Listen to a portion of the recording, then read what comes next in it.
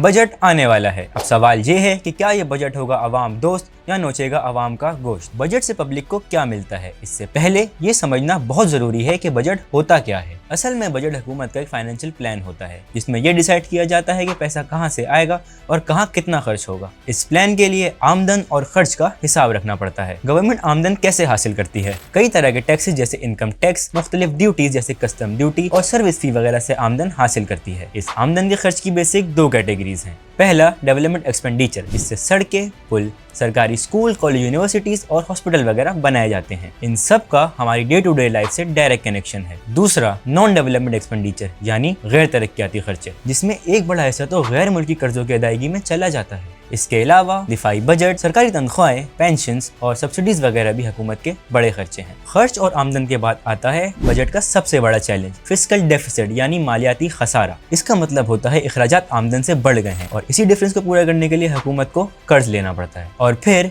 यही कर्ज उतारने के लिए कौमी खजाने का एक बड़ा हिस्सा खर्च हो जाता है। फिर इन कर्जों का बोझ भी आम आदमी को डायरेक्टली या इनडायरेक्टली उठाना पड़ता है। बजट में जो चैलेंज मेरे जैसे नौजवानों के लिए बहुत अहम है वो है रोजगार। अगर नौजवानों को अच्छा रोजगार मिलेगा तभी यह मुल्क तरक्की की तरफ तेजी से बढ़ पाएगा। तो आप बताइए, आप इस बजट से क्या उम्मीदें रखते हैं? आप इस हवाले से कमेंट सेक्शन में बताएं।